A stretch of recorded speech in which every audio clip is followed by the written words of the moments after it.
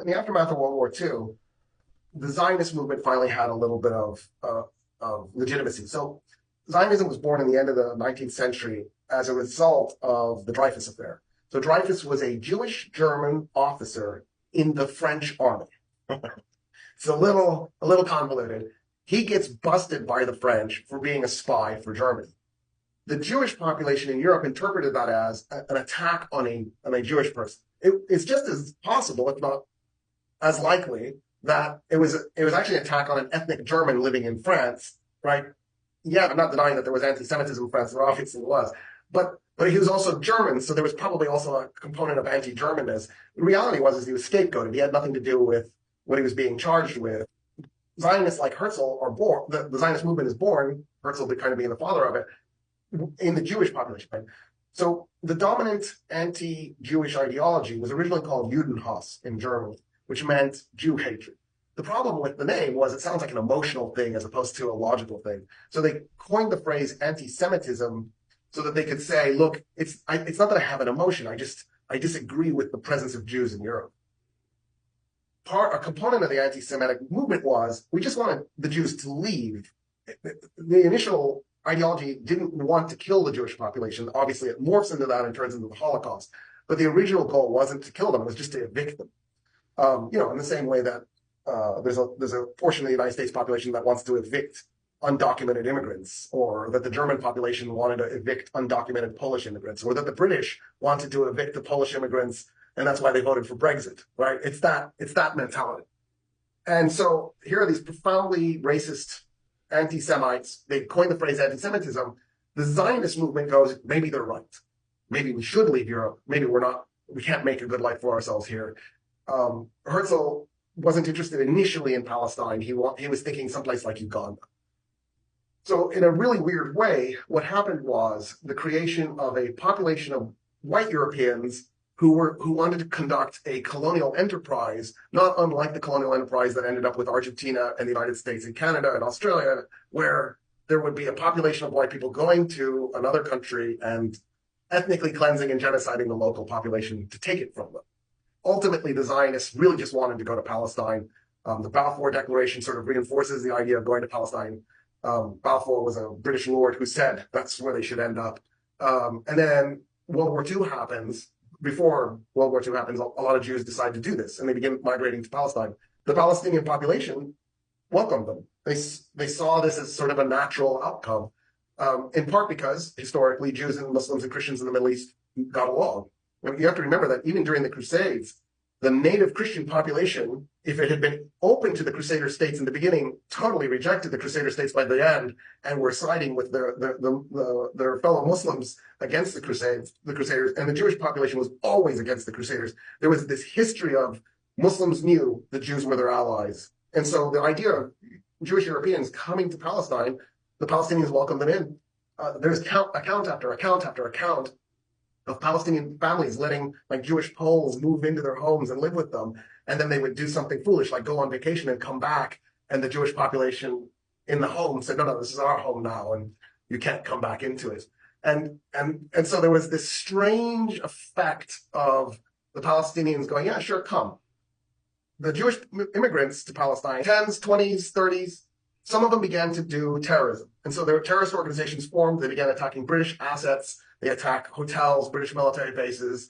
So there's a violent element to this. There was also an attempt to simply legally purchase land, and the Zionists ended up purchasing somewhere around 5–10% of Palestine legally. And then in the process, there was attempts to create land confiscation, where they would just go onto a piece of land that nobody owned and begin colonizing it. The World War II happens. There's the Holocaust, which is a catastrophic event, and the world becomes open to the idea that, yeah, there needs to be a Jewish state. The irony is if you're going to create the Jewish state, let's do it. So I'm part Austrian. I want to out that because I'm going to suggest the Middle East peace solution. Let's make Austria a new Israel. Hitler was an Austrian.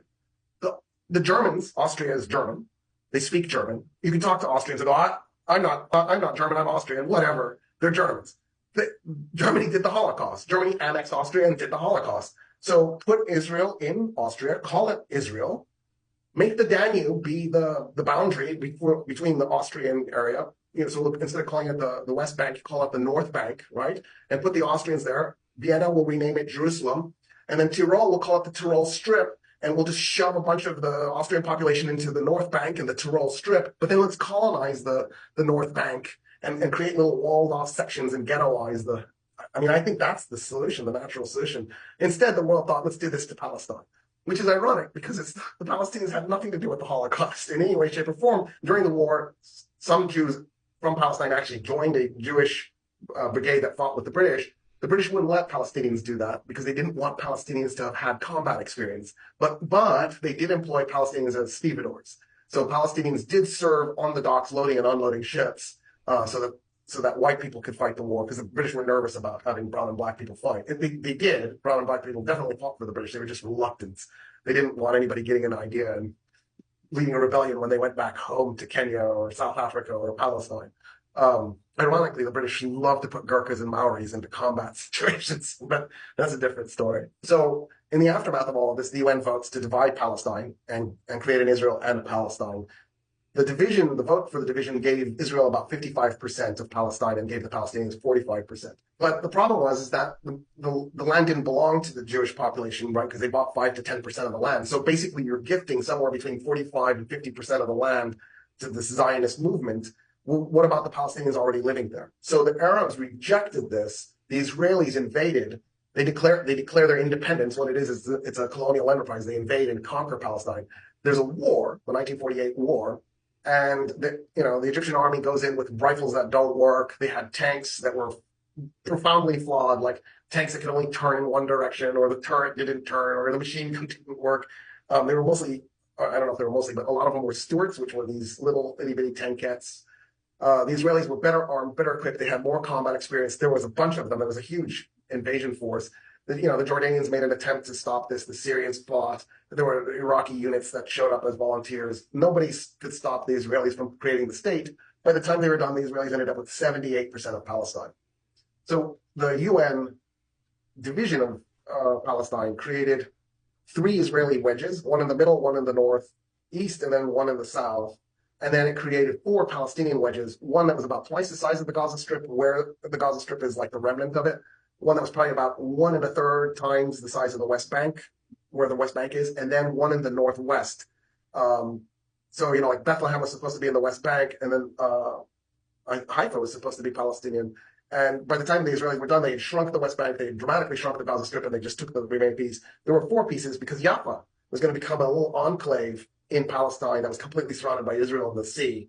And then Jerusalem was going to be a neutral zone, and it was going to be administered by the United Nations. That was the plan. And the Israelis, of course, broke the whole thing. Old Jerusalem or East Jerusalem ended up in Jordan. West Jerusalem ended up in Israel. And the Israelis, during the conquest, committed some acts of terrorism. So there's a place called Deir Yassin where they conduct a massacre. And the hope was to cause panic in the Palestinian population, to cause them to run away. And they did. A huge portion of the Palestinian population flees, fearing that Deir Yassin was just the beginning of a series of massacres. One of the catastrophic ironies of all of this is Yad Vashem, the Holocaust memorial, is across the valley from Deir Yassin. So it's almost like there's the commemoration of a terrible, cruel injustice across the valley from a terrible, cruel injustice. Instead of the world creating more justice, it heaped more suffering on a population of people that had nothing to do with the initial suffering.